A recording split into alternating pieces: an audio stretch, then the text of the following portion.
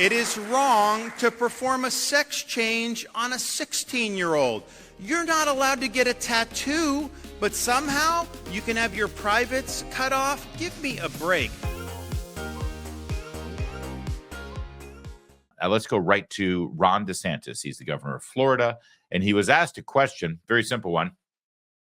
Microphone didn't pick it up, so I'll give you the question. Your office told us that you plan to appeal the gender-affirming ruling from yesterday. So my question today, since we're talking about the budget of taxpayer dollars, why should taxpayer dollars go to this case for the appeal? Ron DeSantis' answer. Because it's wrong to mutilate minors. It is wrong. It is wrong to perform a sex change on a 16-year-old. You're not allowed to get a tattoo, but somehow you can have your privates cut off. Give me a break. This is wrong. And I would also say this has already been decided by the 11th Circuit Court of Appeals. They upheld Alabama's law, which was almost identical to Florida's law.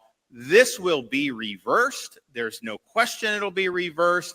Think about it.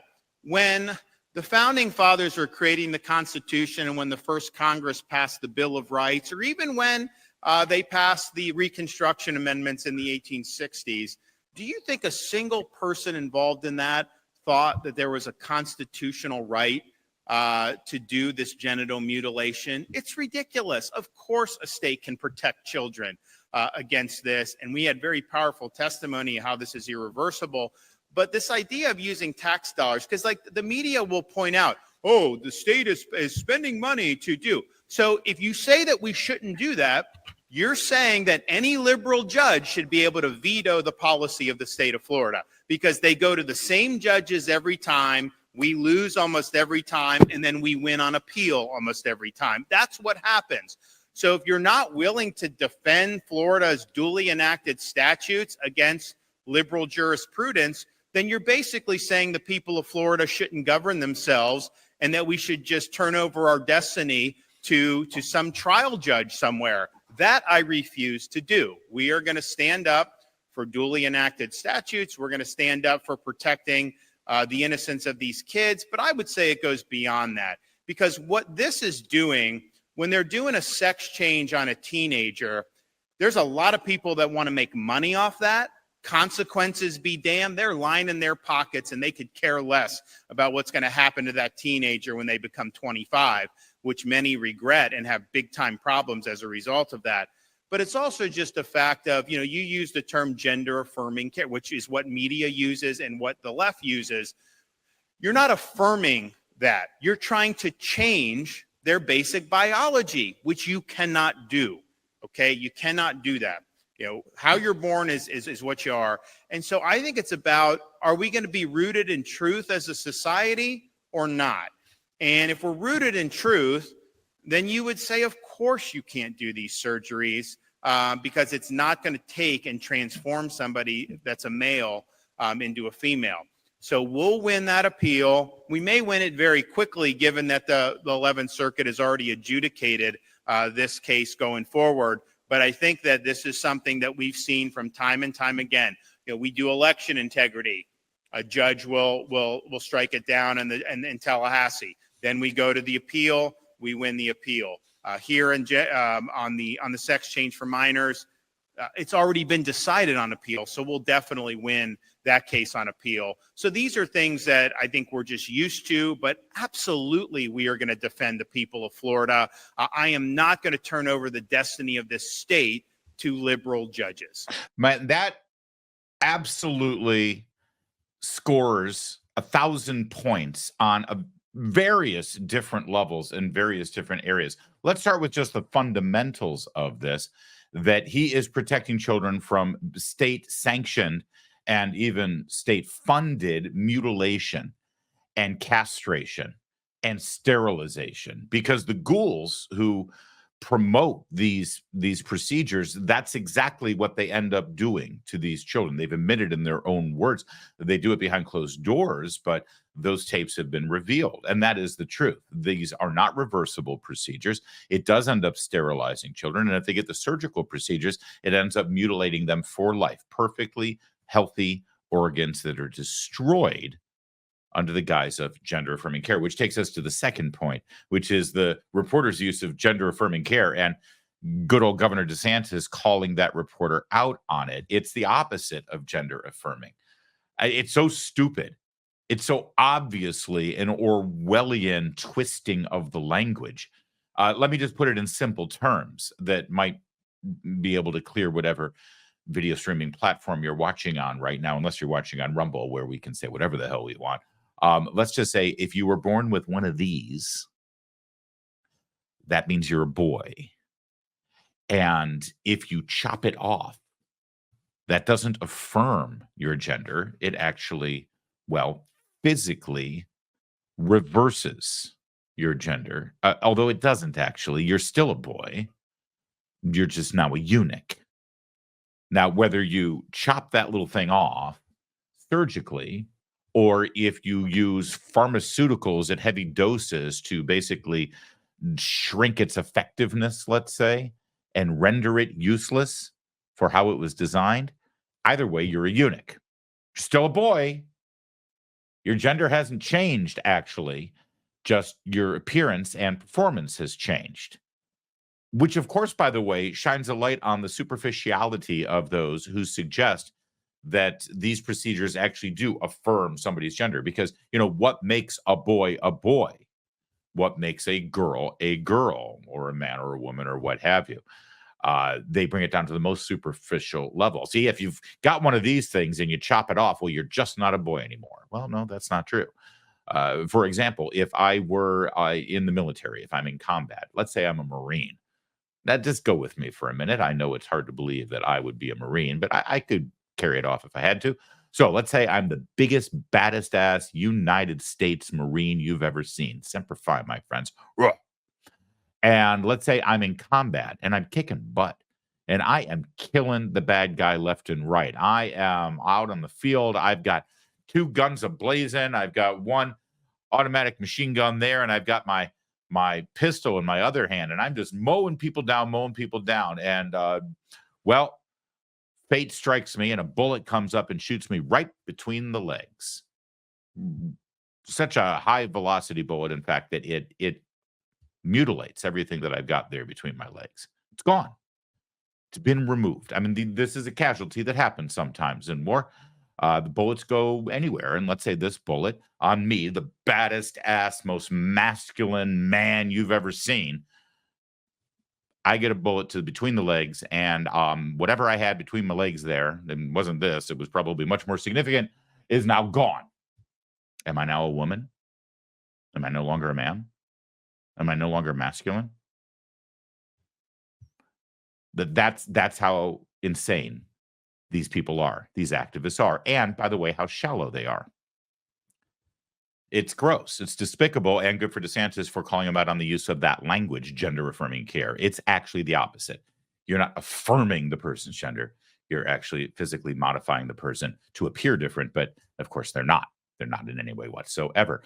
It brings us to the other point that he made. This argument that, well, you shouldn't use tax dollars for this appeal. So, okay, in other words, you guys can pass whatever law you want, but if you find the right judge to overturn it, that's the final say. So what's the point of having elected officials? What's the point of having a governor? What's the point of having a legislature? Why don't you just throw everything over to this judge? Oh, and this judge, by the way, is a Bill Clinton appointee, which, by the way, actually means if you were alive during the Clinton era, you know it's actually a Hillary Clinton appointee, because he put her in charge of vetting a lot of these judges at the end, because he was too busy with other things there in the Oval Office to worry about the petty little minutia of who to appoint to the federal bench. So he handed it off to his wife. This is a district court judge named Robert Hinkle. Robert Hinkle wrote in his opinion, striking down this ban on child mutilation under the religious banner of gender affirming care. He said, quote, enforcing this moral view is not a legitimate state interest that can sustain the statute. That's right. He says this is really all about having a moral view. He went on to say, whether based on morals, religion, unmoored hatred, or anything else, prohibiting or impeding a person from conforming to the person's gender identity rather than to the person's natal sex is not a legitimate state interest. So, in other words, if you oppose the mutilation of children, like most of our Western nation allies now, Scandinavia, England, and the entire United Kingdom, where they have also banned this, according to this judge, you are unmoored by hatred. And obviously, Judge Hinkle, by using the terms conforming to the person's gender identity rather than to the person's natal sex, this judge, has already drank the Kool-Aid on this stuff. This person has already aligned themselves with activists' language. In fact, the judge's decision in this case sounds more like it could have been copied and pasted from the plaintiffs who were arguing on behalf of striking down this gender ban. And then finally, on the final note here, where you don't want to hand over the business of making laws to a judge, which is exactly what these reporters are suggesting.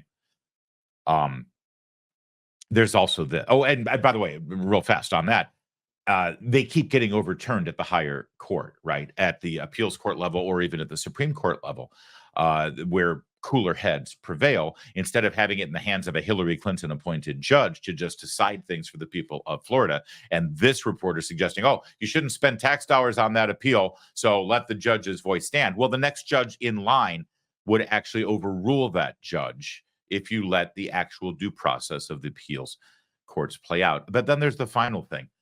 They make this case to the governor that you shouldn't spend tax dollars to appeal this decision. And yet this decision actually prohibits the use of tax dollars for the child mutilation. So just to understand everything, where this reporter and his allies on the far left, the radical left, stand, it's okay to use state tax dollars to mutilate children, render them sexually inoperative and infertile, sterile for the rest of their lives. It's okay to use tax dollars for that, but it's not okay to use tax dollars to get a firmly grounded constitutional legal decision on this. Like I said, every single aspect of this answer from Ron DeSantis was 1,000 points in our column. And if you'd like some bonus points, which I bet you would, the last part of this that was absolutely perfect and brilliant and needs to get wrapped up in a little package and delivered to every Republican governor across the board is the whole idea that you actually do take this fight right back to them. You don't concede their language. You don't concede the premise of their question. And you don't in any way show them any level of respect because they don't deserve it. In fact, I think one mark against Governor DeSantis is he was a little too polite in his response to this reporter, who was just trying to drive an agenda instead of actually gather news, which last I checked was actually supposed to be the job of a journalist in this country. High marks for Ron DeSantis on this across the board. And you should be looking at your own governor in whatever state you're living in right now to find out exactly why they aren't passing a law exactly like this. If you're living in a state right now where children, under the guidance of either their doctor or their school counselor or their teacher or some social worker somewhere, can decide to change their sex, their gender, their names, their clothing, their pronouns, and then get prescribed medications to alter their appearance and alter their behavior and alter their brains, you should be asking yourself why your state is allowing that and why they aren't doing exactly what Ron DeSantis did here. That's the new paradigm. That's the new bar that we should all be meeting. And you should make sure that you've got a governor who can respond to the challenges exactly like that.